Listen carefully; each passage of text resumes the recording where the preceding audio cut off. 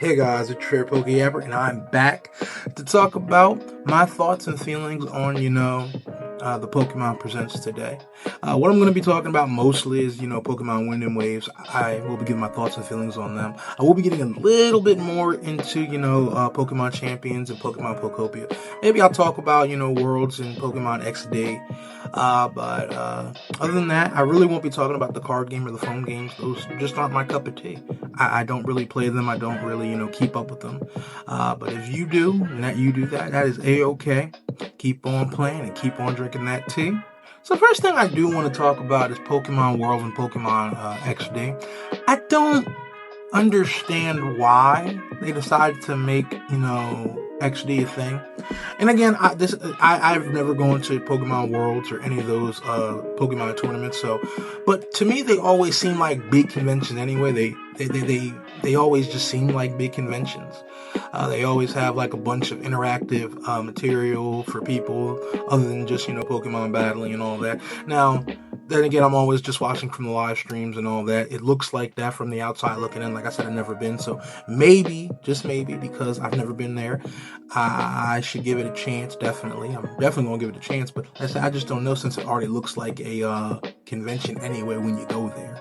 So that's just me personally. Maybe someone who has been to Worlds or has been to these events can actually enlighten me a little bit more on, and not just me, but everyone else who's never been, just enlighten us a little bit more on, what goes on at World. Is it already like a convention, or is this something new that's happening? So, that's just personally me. Like I said, it already looks like a convention, so I understand why you need to actually make it a side convention as well. But that's just me. So next, I want to get into Pokemon Wind and Waves. So, honestly, I thought about it and I digested it.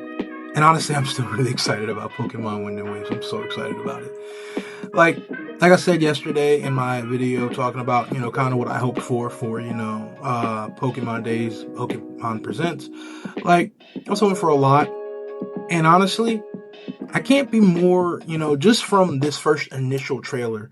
Like, I know a lot of people are probably going to make these think pieces on how the graphics still don't look good. About how all this, other BS is happening and going on. But like I said, the game looks good. Like, it looks really good. Like, they're actually trying to make this open world more inclusive. And I said this before in a video of mine. Game Freak and Pokemon tend to learn from their mistakes. They have this knack for learning and expanding. Like, I get it. People can say they don't learn from their mistakes when it comes to Prez and all that. But when it comes to these games, they tend to learn and grow from their mistakes. And so a lot of things that a lot of people said, like they feel like the open world's still too empty.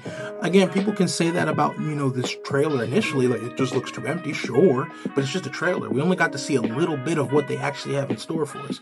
So we do need to wait. And I understand people are always going to say, well, it's the largest gaming franchise, largest media franchise in the world. We shouldn't have to wait. They should be able to throw this on us. They should be able to throw it all at us and give it all to us at once. But I do say, they have, for the most part, kept these games, under wraps. That's what they've done. They've kept them under wraps, and it looks like they've been working on them for a long time, because this is the most we've probably seen out of any trailer for introducing a new generation. Like, it's been 5 years since the release, almost 5 years since the release of Scarlet and Violet. And they've taken their time with it. I don't know how long they've been working on this game, but I do know it's at the very least been 5 years. So from just this trailer alone, everything looks good. The Pokemon designs look good. The graphics look good. The water looks good. Like, it all looks good. And so just from this trailer alone, I'm not trying to say like Gen 10's gonna look great, because who knows, it could end up looking like shit. It could. But just from this trailer alone, it makes me excited, and hopefully there's more to come. And boy, did they eat with them starters. Like, I get it, a lot of people aren't probably going to fuck with Brout like that. There might be, actually, Brout might grow on people, Brout really might grow on people. I'm calling it now. Brout's most likely going to grow on people. People are going to be like, I've seen people say, I don't like Brout right now. Brout's going to grow on you. I guarantee you, Brout is going to grow on you. It's going to grow on you like a fungus, and you're not going to expect it. But Brout's going to grow on you. I'm calling that right now. I'm calling that right here, right now. And if I'm wrong, you can come back to the video and say, ha, Mark the Hack, I am wrong. You can do that. But I'm saying it right now. Brout's going to grow on you. But, you know, it is crazy that even though Brout, I know, is going to grow on you guys, it's crazy how a lot of y'all are going rabid for Pombon. Like, it's absolutely crazy. Like, it's absolutely crazy. Yeah, people, you will go and you will see people talking about how, oh my gosh, Pombon is supposed to be the one to save us from how the last two generation starters are. Even the last two generation starters are great. They're not that bad.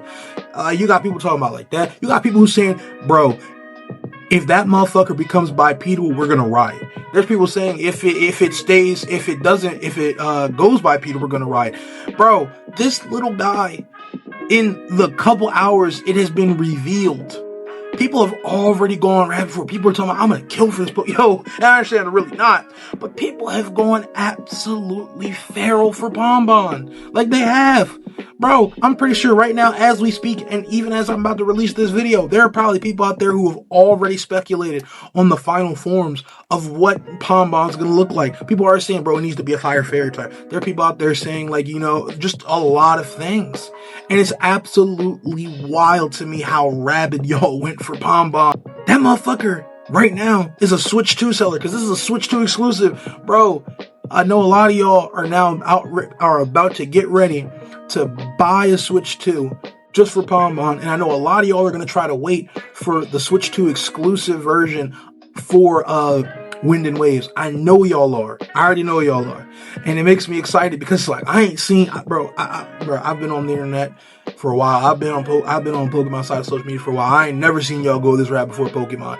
The only time it would have ever happened is when, you know, Charizard showed up, and if we had social media like we do now, when Gen 1 came out. But yo, it's absolutely wild how crazy y'all went for that little guy. Like I said, Brout's gonna grow on you. Pombon has already a cult following like crazy. And, you know, Gekwa, you know, I kind of feel bad for that little guy. But I do feel like Gekwa's probably gonna go one or two routes. It's either gonna be furry bait, I'm not gonna lie to you. It's probably either gonna be furry bait, or it's gonna be something akin to like a female Inteleon. I probably shouldn't say a female Inteleon, but probably gonna be more akin to like Inteleon. So that's what I'm thinking. But like I said, I don't really have many more theories on that, because like I don't even know if I'm picking Pombon, to be honest with you. I'm really thinking of getting Gekwa. I'm really thinking of getting Brout.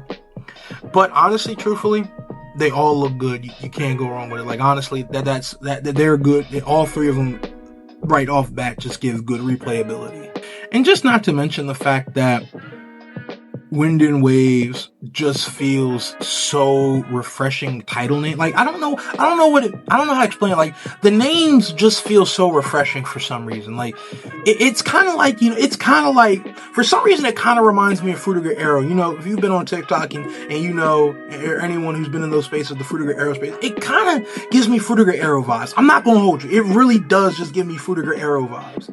And so, like, I don't know, like, I really don't know how to explain it. Like, it feels nostalgic, but it doesn't at the same time. So, like, I don't know. It just feels refreshing. Like, it just feels, like, refreshing to me. And so, I do want to, you know, talk a little bit more about Wind and Waves, just a little bit more. I'm not going to spend too much more time on it.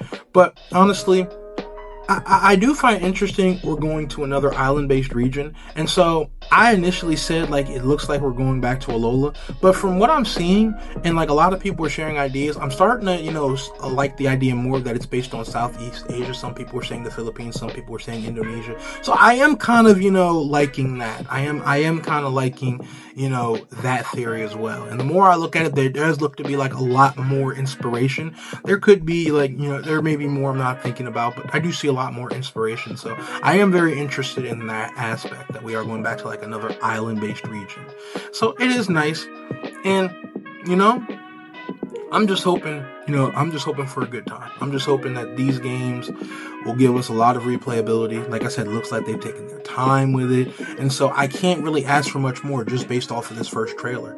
Hopefully, you know, they don't drop the ball, but they've started off great. They didn't introduce the legendaries, which I'm shocked. But honestly, you started off as great as you can. You've already hit a home run as much as you possibly could. All we got to do is just follow up right now. And the fact that the games are coming out in 2027. So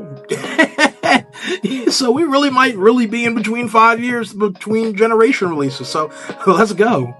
And so now I want to kind of tackle Pokemon Champions. So I'm not the biggest competitive Pokemon player. I'm really not. And honestly, I'm really shocked it took them this long to give us, a an actual date for it to come out. Like, I would have been thought by now that Pokemon Champions would have came out. I didn't know that there was going to be so much going into it. Well, I don't know how much really went into it, but I didn't expect them to just be taking as much time as they had with this. Just goes what I know about, making video games and all that. I really just thought Battle Simulator, boom, go. So, honestly, shocked they're taking their time with it. So I guess they really want to take their time with these games now and just make sure that they're coming out looking good and making sure there's no issues. And so that's fine. That's all I ask for when these games. Because a lot of people will say, Nintendo Pokemon are the largest media franchises in the world. They should be able to put a lot of money into these games and should be able to, come out with top tier games. But we also know that, Nintendo does give very lackluster budgets to Game Freak and Pokemon to make these games. So I'd rather them be able to take their time with the budget they have and then actually come out with something good, so that way they can continue doing what they do. They continue making, good games. And so, but just like I said, I'm just a little shocked as all. It's not like, oh my God, no, but it's just like, I'm actually shocked. So, but yeah, it's coming out in April. And then also on top of that, a little bit later on, there's going to be a mobile version of Champions. That's actually shocking to me because, like I said, they really are going a full mobile route. They really are trying to appeal to more casual fans of Pokemon, and a lot more casual fans of Pokemon, older or younger, just like to battle. So, honestly, that's a good thing, honestly. Like I said, I'm not the biggest competitive battler. And honestly, I might get Pokemon Champions, truthfully be told. I might get it. I'm not even going to lie. I might get it. Just in case I ever get the itch to have some battles, I'll play it. But like I said, I don't think I'm getting it anytime soon. Because I got to, because I definitely got to get a Switch 2 first. Because I got to get Wind and Waves. So I got to get both. I always get both. So I gotta get Wind and Waves and I gotta get Champions. So honestly, I'm not even, too mad. And even if I don't get it, I still have my phone. I can still play on my phone. So all in all, I'm not the biggest competitive battling fan. I keep saying that. But, honestly, I ain't mad at it. So as long as it's not, and I know it's a lot harder to say this with, straight face, but hopefully it's not a Smogon killer, because Smogon does have a small place in my heart, because there was a time I did get into competitive battling and I would go on Smogon, and I have some fond memories of Smogon, so hopefully it's not. And I understand people are still not, going to be like, oh no, because it looks like, and this is where I'm just probably not as well read, but it doesn't look like Nintendo or Pokemon have tried to shut down Smogon. It doesn't look like. They probably have one time that I'm just forgetting, or they probably are going for it right now.